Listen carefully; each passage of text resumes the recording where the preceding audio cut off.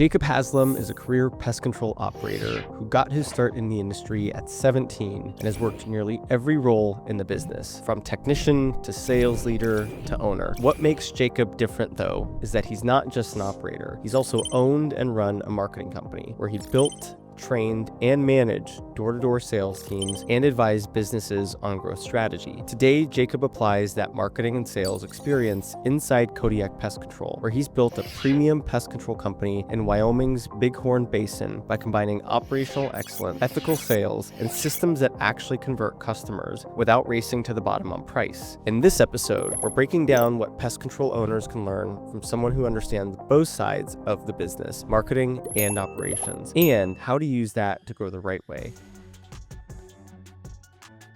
Jacob, welcome to the show. Thanks, Andrew. Appreciate that. Yeah, really excited to have you on. We've been working together for some time now. I think it's actually been about a year, maybe slightly longer. And, Kodiak is probably my favorite brand because when you and I started working together, you had an opinion about the voice, the tone, the style that you wanted Kodiak to have. And you were willing to, slightly controversial, like in the language you were using, right? We wanted to emulate the Duluth Trading Company, which is funny and fun. And even though there's nothing crazy about that, you still were taking it several steps further than what most pest control companies do. And I think it really been fun to work on Kodiak and bring that website to life. So yeah, anyways, just wanted to voice that. Really enjoyed working with the Kodiak brand. That's flattering. I appreciate that. But yeah, I just think in order to stand out, you have to be a little different. And I think for our demographic, our region out here, that speaks to them a bit. Yeah, I think it's the idea of not taking yourself too seriously, right? And being a little more relaxed. And you guys are in a unique place in the country where, said another way, when you think of starting a pest control company, you typically don't think of Montana or Wyoming, right? Yeah. Between winters and the DIY mindset out there, it's really forced you guys to think differently about how you approach the sale, the marketing, the messaging. How did you realize that you weren't going to be able to take the same approach as all other pest control companies out there in places where, like Florida, for example, where pest control is practically a utility bill? Mm-hmm. Having grown up here, I didn't know anybody who did pest control or had pest control. And so I really didn't know if it was going to be a viable market. I was looking at coming up here. I was actually looking at buying one of the only established pest control companies, and it was pretty small. And so I really didn't know for sure what we were going to be getting into. But as I got here and started to work in it, it was a little bit of a learning curve because I started my career in Central Valley of California, where, like Florida, it's like a utility bill. Everybody has pest control. They're doing some kind of pest control for sure. And here it's more of a luxury service, or and people are very, like you said, do-it-yourself mentality. Even if you can't afford it, if you can do it yourself, you probably should. And so it's really a much different tact as far as a little bit of education when we're trying to make the sale. But really, just what we try to do is promote time savings and peace of mind. That's really the thing that we're offering here, is like, hey, I can take this problem off your hands. I can make sure that it's done the right way, it's done safely, and it's done on time every time, so you don't have to worry about it. So, the first kind of slogan that I came up with is, you say hello to Saturday morning freedom.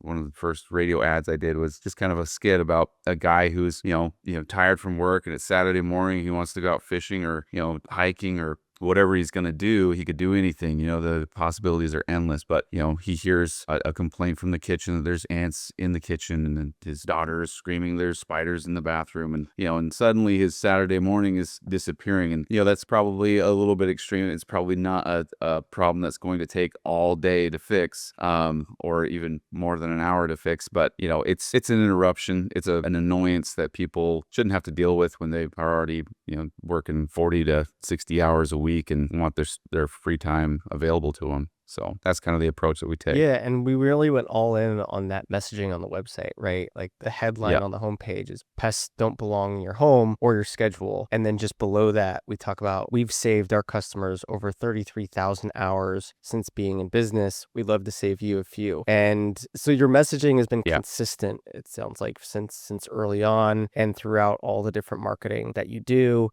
Even the offer that you have, the Kodiak Unlimited program, leads with like save 14 hours per year. You could DIY or you could get your weekends back, and then it talks about, everything that's Yeah. included there. So, you really went all in on this, not just the demographic, but the psychographic of your customer base and who you know you're the consumer to be in those markets. Can you give us context about Kodiak today? About how many active customers do you have? Yeah, so we have about right around 800. I think it's like 804 current active subscriptions. Some of those have multiple subscriptions, and so that may not be 100% accurate, but it's somewhere around 800.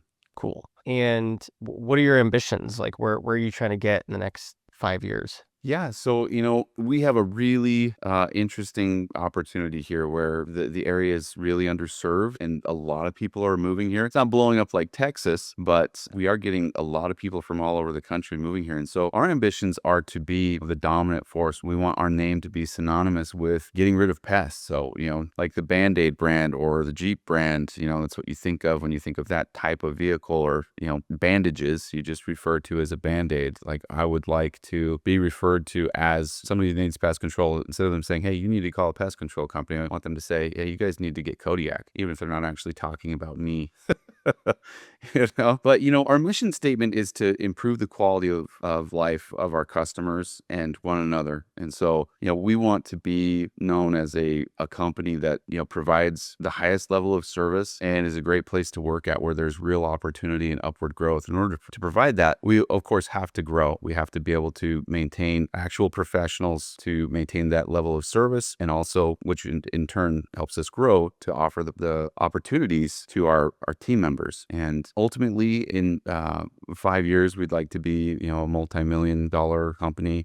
In 10 years, I would like to be in the top 100, in the MPMA list of companies. Yeah, love the ambition, love the marketing mindset, and love the PCT Top 100 goal. That's like a nice round, numbered list that I think a lot of PCOs have the ambition to join, and it's certainly a fun target. When you moved on from your first pest control venture, Active Pro, what were the one or two mistakes you were determined not to repeat when you started Kodiak? That's a good question. Yeah, I mean, with Active Pro, I was really correcting some of the mistakes that I felt like the company I'd worked at before had made. So a big part of that was getting ahead of collections ahead of time. So one of the biggest things that I did is, in the contract, I put in, you don't have to be on auto pay, but, I'm a small company. I want to be able to spend my time being an expert in serving you. And so I'm going to require that you put a debit or credit card on file. And if you go 2 weeks past due, then I'm going to charge that card. And that way I don't have to bother you with late fees and, knock down your door to try and collect money. And you don't have to experience late fees, because I don't think it's pleasant for, the customer or the business to deal with collections. And so I just tried to be really upfront and say, hey, I don't want to deal with this. So this is how I've, gone about it. So if we're going to do business together, this is really how it needs to be. And people responded well to that. We've carried that forward here, although we haven't been nearly as strict because it's such a smaller area. Active Pro is in southern Utah and Washington County, which at the time was like the 13th fastest growing county in the country. And here in the Bighorn Basin, we service a population in our service area probably around 40,000 people. And so everybody knows everybody, whether you want to be known or not. You don't really get a choice, especially with a branded vehicle like us. And so that has its pros and cons. Most people pay their bills. I think I've sent maybe a dozen people in 7 years to collections. So, but as we expanded to newer territories, like the Billings, Montana market, we're finding already that we probably need to enforce that a bit stronger. So that would be the one thing that sticks out. It's just so much different in this market than southern Utah or California. We really just kind of had to learn on the fly. So, I mean, I can tell you mistakes that we've made here that we don't want to continue to repeat.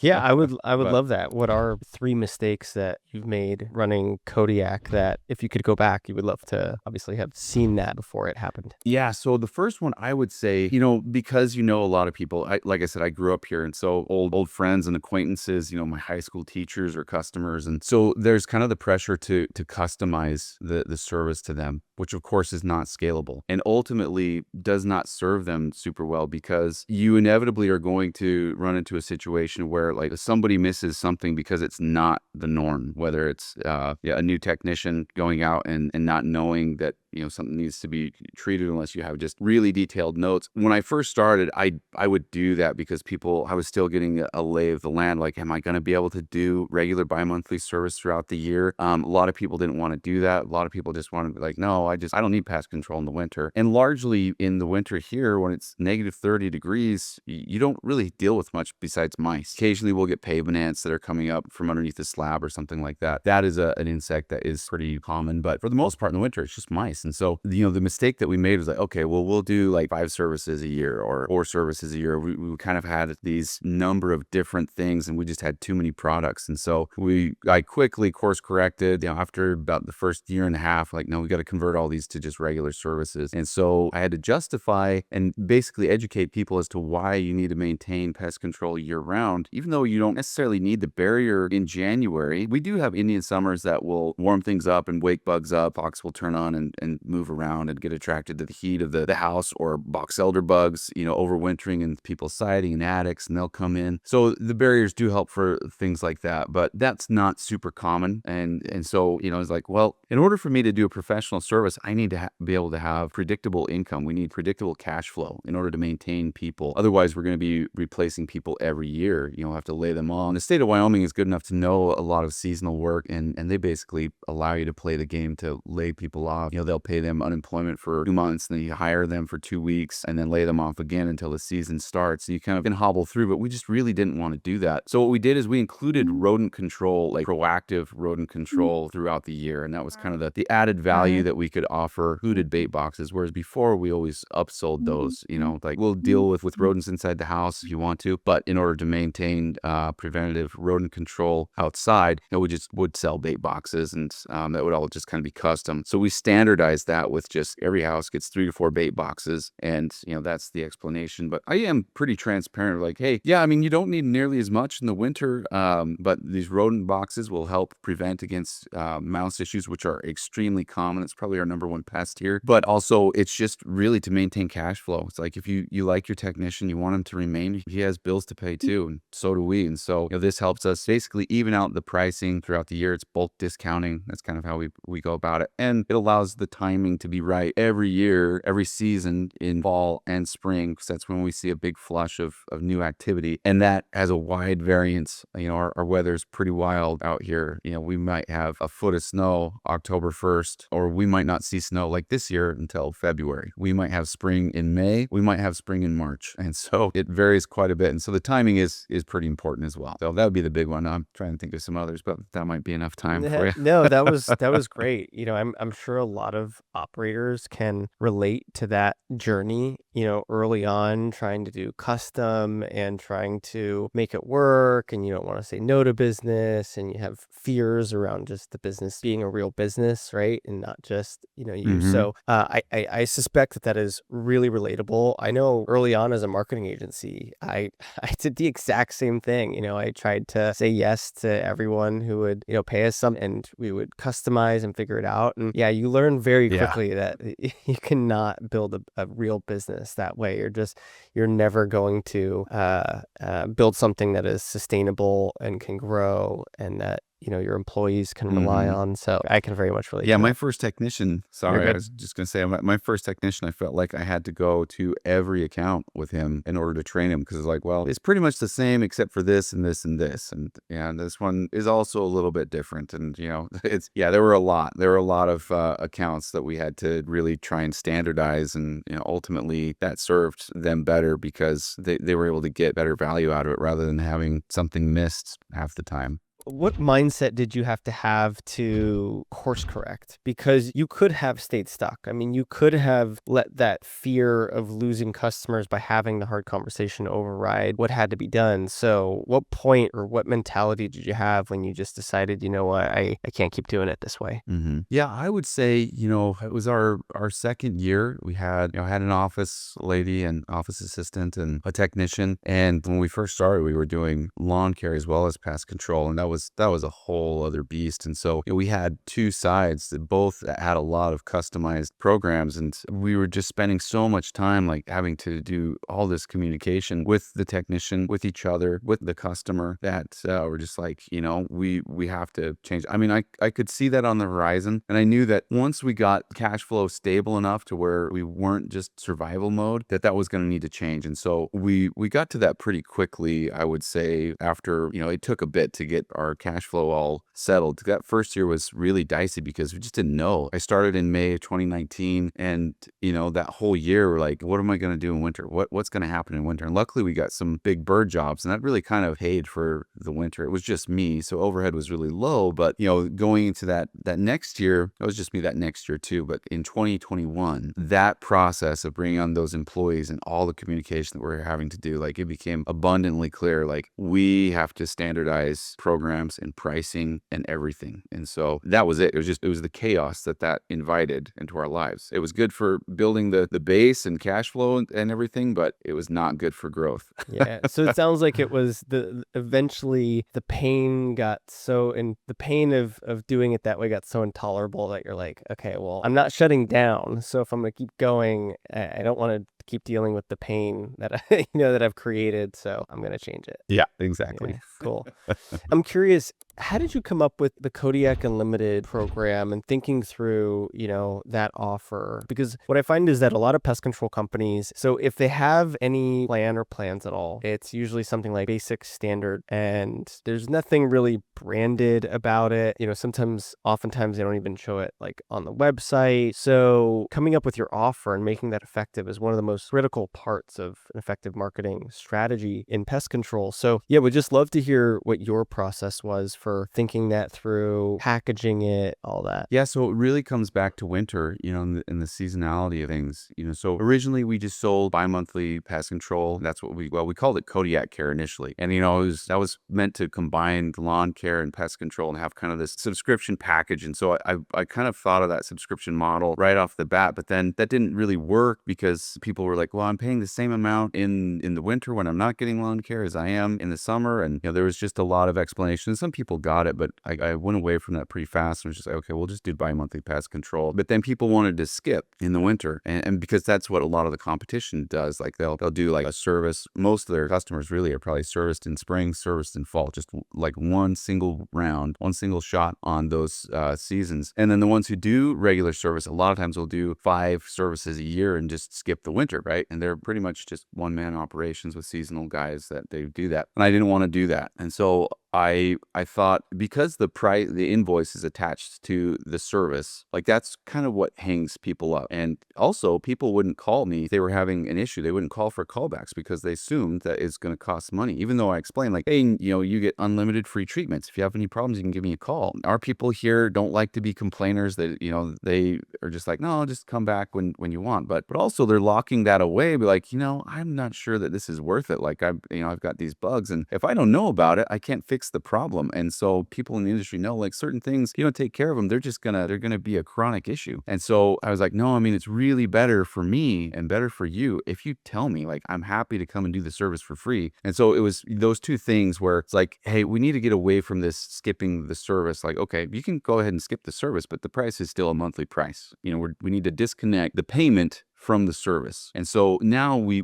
package that as like, hey, you're not paying for service every 2 months. You're paying a monthly fee for the right to have us on call for you. You can call us whenever you want. And so, naming it unlimited just to like make that connection, like, hey, no, when you sign up for service, you're signing up for all the pest control that you need, not I get serviced every quarter or every 2 months or every month. I just get to call whenever I need something, and making that clear, like, look, you're not burdening us with your calls. Like, I'm confident. I know you're not going to need to call that often. You might need to call me once a year, every couple of years even, because I know that my system works. My preventative service is going to make it so that you don't have to call. And so a lot of times I'll tell people in the sales process, it's kind of like pest insurance, but you don't have to wait for something bad to happen in order to get value out of it, because we're proactively coming out and maintaining the property, renewing barriers and bait so that you don't have things show up. Paying me to come and kill something that's there, you're paying me to prevent something from showing up in the first place. Very cool. So you had a problem of messaging that you solved through the offer by creating a name for the offer that was very much literal in nature so that consumers could connect those dots very easily. And it is something that people were getting from their cell phone companies too,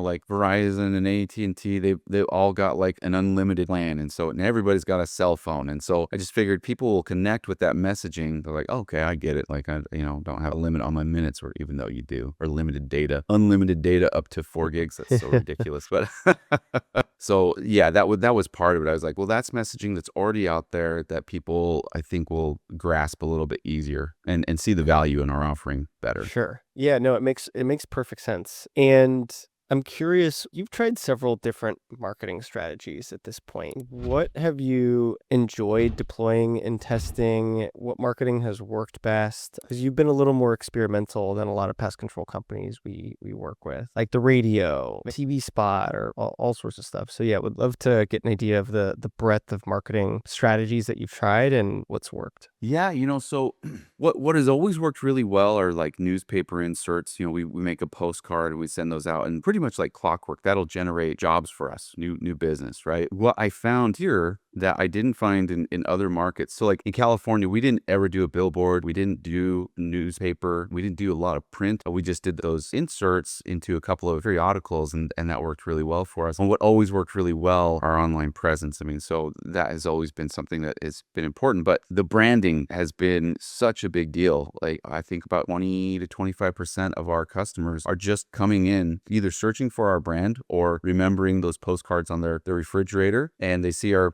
trucks all over, and that's the thing that they just remember. So that's actually working with the branding. So this year, like you mentioned, we are deploying a TV spot that won't go live until April, and so we don't really know what that's going to do, but I think it's going to be good. Breaking into that new market in Montana, that we'll be able to achieve what we have here in the Bighorn Basin, where everybody knows our brand and are searching for it. So the other thing that we're looking at doing is sponsoring a arena football team that's there, and I think that'll be cool. So we'll get to tailgate before games and meet fans and things like that, and get our brand out there more. And so I'm finding more and more value in the brand. Like, we recognize that we have a strong brand that people remember, that sticks out to people. And I think if we can inject humor through, like when people see the TV spot or see our billboard, they come to the website, and then they continue to see that messaging, that time savings, that humor, not taking things too seriously, like recognizing like, hey, you don't have to scare people into pest control, or be like, hey, you need pest control, you're going to get these diseases, or you're going to get,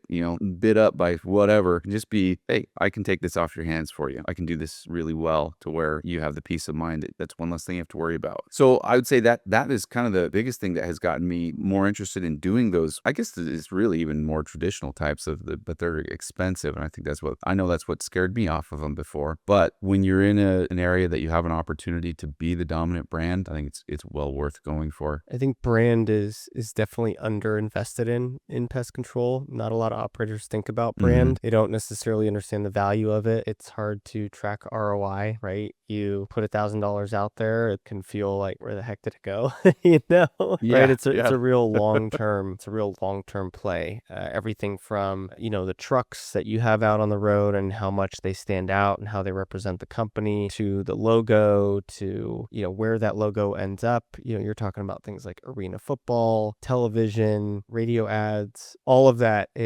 creates trust and credibility, familiarity, really, with consumers, but the ROI is less clear. The cool thing about what you're getting to experiment with in your part of the country is that you're aiming to be the dominant brand in that market, and you're doing it in all these ways that are different from the incumbents, whether it's the brand or your offer and the program, the language that you're using. How fun to just be able to, play that game in an area where no one has taken it to where you're taking it. Yeah, it's exciting, and that's the part that I really really love. I love being able to connect with people on that level.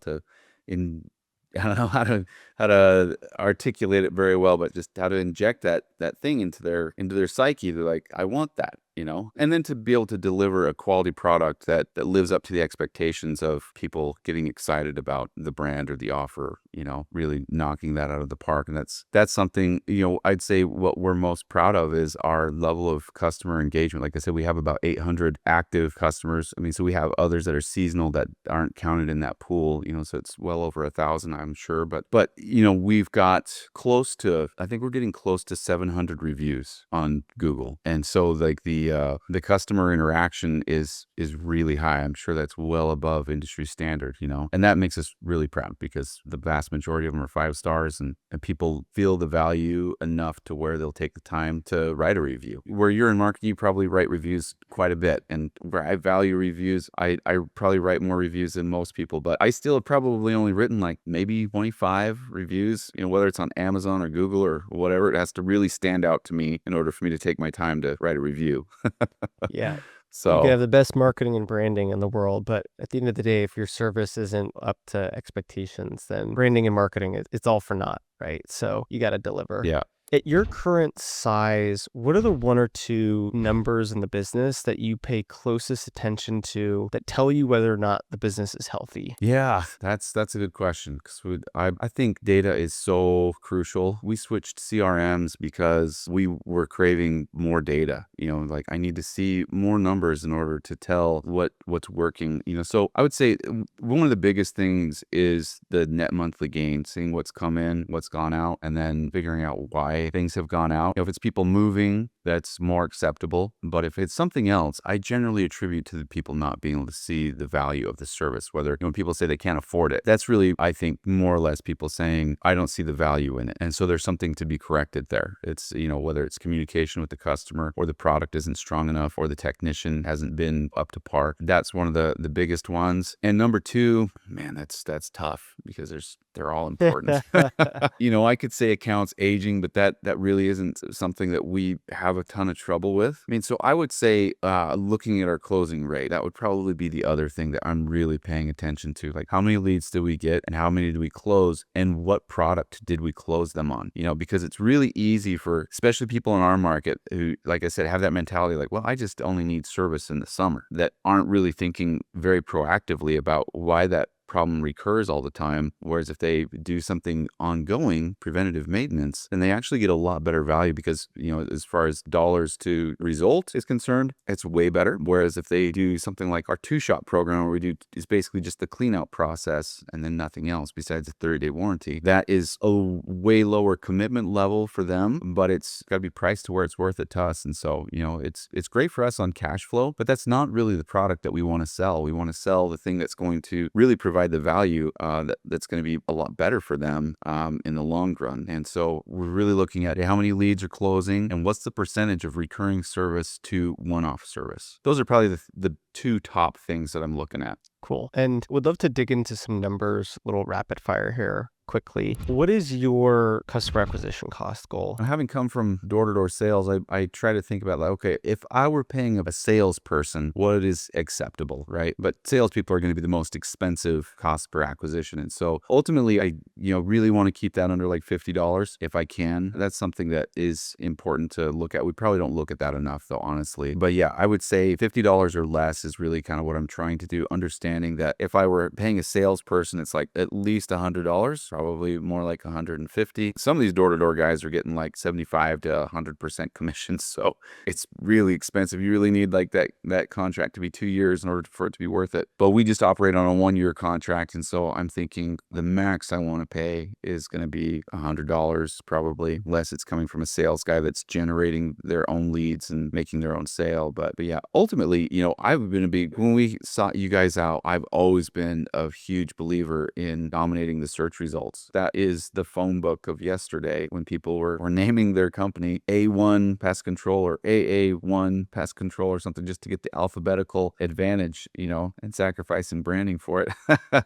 But I've been a big believer in that because I know that the cost per acquisition is much lower. Like there's an investment that goes into it, but ultimately in the long run, your cost per acquisition might be, $60, $70 or more even initially. It's going to drop down to where you're getting acquisitions for $5, $15, $10, even less than that eventually, if you're able to maintain that dominance anyway. Yeah. How long do you hope that customer sticks around? Like customer lifetime value, not necessarily the revenue component, but do you have a goal for the number of years you want a customer to stay a customer? I mean, forever, right? But like, if we were to try to quantify it. Yeah, I mean, of course, the goal is customers for life, but really, probably a more realistic expectation is 3 to 5 years. That's kind of the expectation, is that they're around for 3 to 5 years. But really, we want to achieve, like, I would love our average to be 7+ years. That's kind of, I think the industry average is about 3. Yep. Yeah, it's kind of a thing for me. Like whatever the average is, I generally just try to double that.